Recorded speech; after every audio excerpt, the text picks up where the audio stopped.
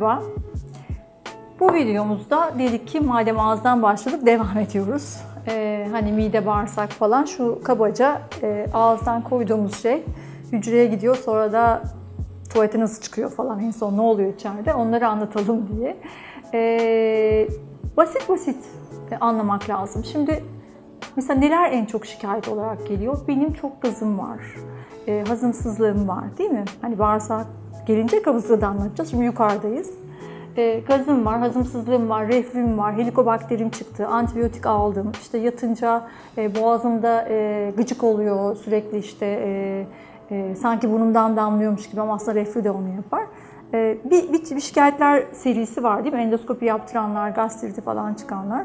Şimdi biz burada tabii ki bir gastroenterolog olarak konuşmuyorum ama basit önlemler nasıl alırız diyeceğim. Sonuç hep aynı olmakla beraber şöyle bir toparlayalım. Mesela eskiden mide ilaçları çok veriliyor, değil mi? Bir sürü mide asidi giderici ilaçlar var.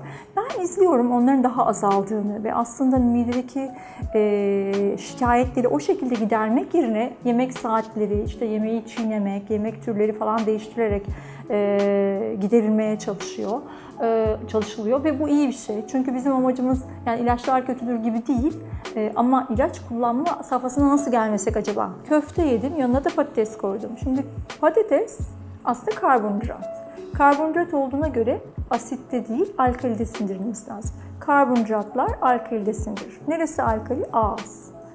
Bir önceki konumuz. Karbonhidrat varsa özellikle ağızda daha çok sindirilir. Mideye geldiğinde onlar sindirilmiyor, bekliyor. Proteinler sindiriliyor. Neydi o? Köfte. Köfte sindirilmeye çalışılıyor. Fakat şöyle düşünün, yani buralarda da sağlık çılgını olacak kadar dikkat etmek anlamında değil ama şunu bilmek lazım. İkisini yan yana koyduğunuz zaman birinin sindirildiği yerde biri sindirilmiyor ya, proteinin sindirilmesini azaltıyor aslında yanına koyduğumuz şey. Bizim alışkanlığımız olarak tabii ki işte köfte, patates, pilav, işte nohut neyse öyle yeniyor ama zaten bunlar benim yaklaşımıma göre daha az gıda şeylerden, sebzelerden, öyle söyleyeyim, daha az sağlıklı gıdalar.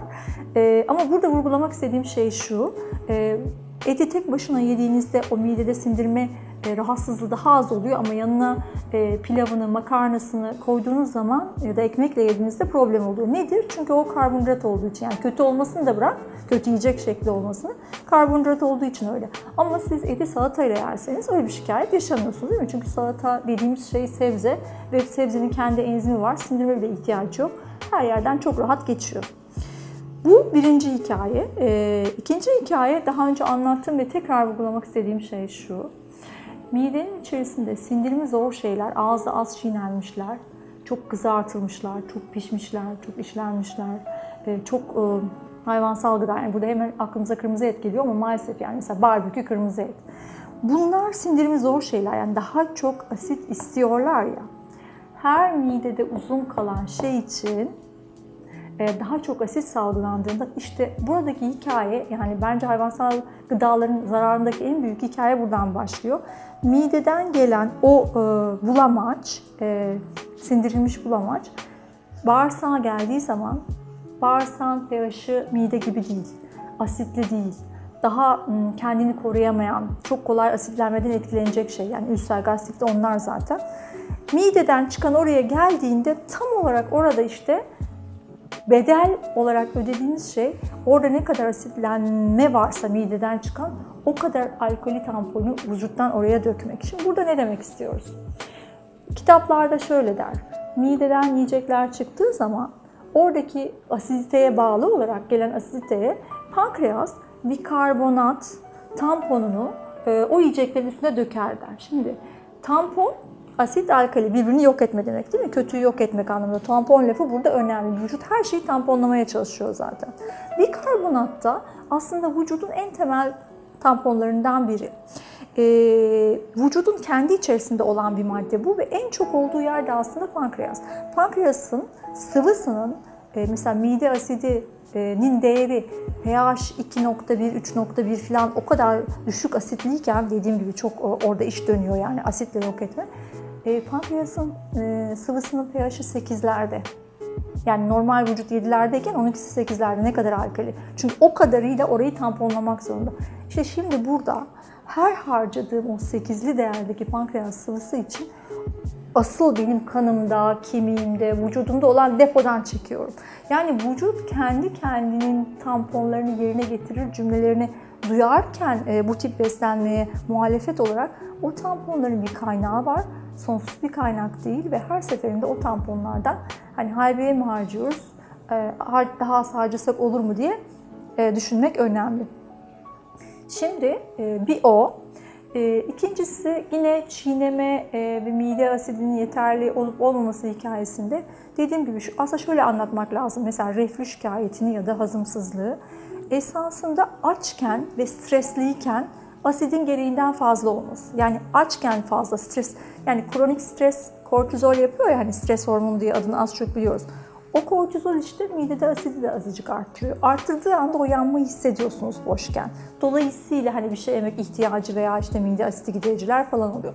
Gel gelelim böyle bir model yemek yiyor. Bu sefer de asit az geliyor, sindiremiyor.